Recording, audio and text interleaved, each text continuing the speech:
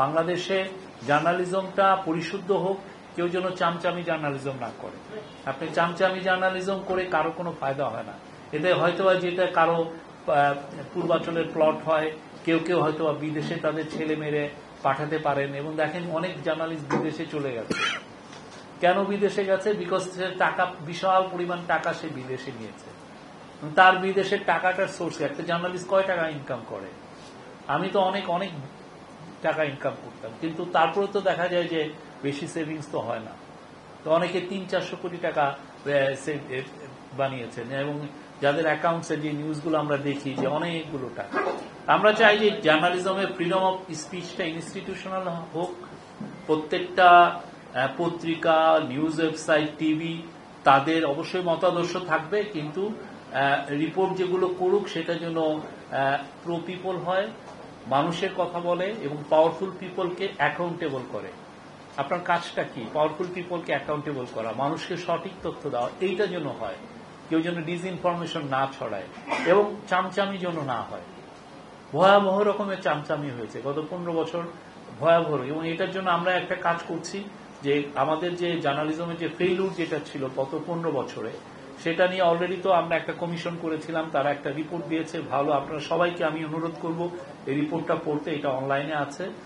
R at the same time আমরা যেটা করছি সেটা হলো ইউএনকে, আমরা ইউএনের যে অফিসকে আমরা একটা চিঠি দিচ্ছি, এটা আজকালকের মধ্যে যাবে। চিঠিতে আমরা বলছি যে তারা যেন একটা ইন্ডিপেন্ডেন্ট এক্সপার্ট নিয়ে এসে বাংলাদেশের জার্নালিজম কিভাবে ফেইলুর হয়েছে গত 15 বছর, হাসিনার 15 বছর, কিভাবে জার্নালিস্টরা সত্যিকার অর্থে মানুষজনকে জঙ্গি ট্যাগ করে তাকে কিলিং এর বৈধতা দিয়েছে অনেকে, আছে না? এই কাজগুলো কারা করেছে? অনেক ক্ষেত্রে একটা লোক, ভালো লোক, বা আমি জানি তার এগেনস্টে কোনো অভিযোগ নাই, তাকে আপনি জঙ্গি ট্যাগ করে দিলেন। এটা মানে কি? তারে আপনি স্টেটের সিকিউরিটি এজেন্সিকে আপনি প্ররোচনা করছেন যে তার এগেনস্টে অ্যাকশন নিতে, তাকে মেরে ফেলতে। কাজগুলো তো হয়েছে। প্লাস হচ্ছে আমাদের জার্নালিজমের ফেলুর তো অনেকগুলো ছিল।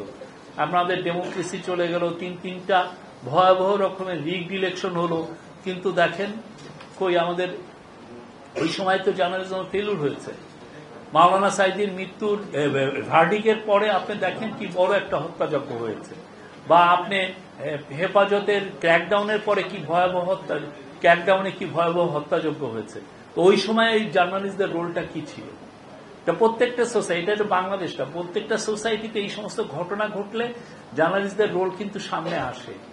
কে ইয়ে করেন? আমেরিকার মধ্যে হচ্ছে, আমেরিকার যখন আমেরিকায় যারা যে সমস্ত সাংবাদিকরা আমেরিকাকে প্ররোচিত করে ইরাক ওয়ারে পাঠিয়েছে সেই 2003 সালে, তাদেরকে নিয়ে অনেক লেখালেখি হয়েছে। এটা ভাইবেন না যে শুধু বাংলাদেশে হচ্ছে।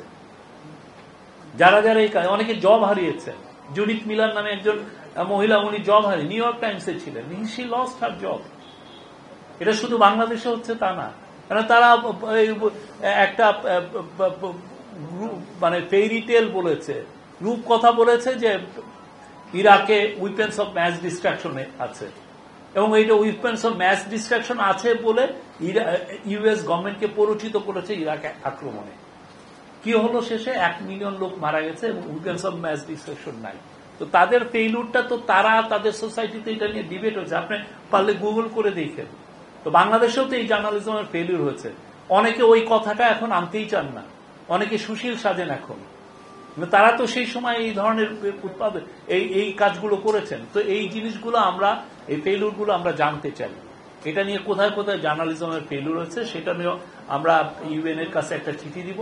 তারা ইন্ডিপেন্ডেন্ট এক্সপার্ট এনে এই পুরো এই 15 বছরে আমাদের যে জার্নালিজমটা কিরকম হয়েছে সেটা একটা আমরা চাবো যে তারা একটু এটা নিয়ে রিভিউ করতে।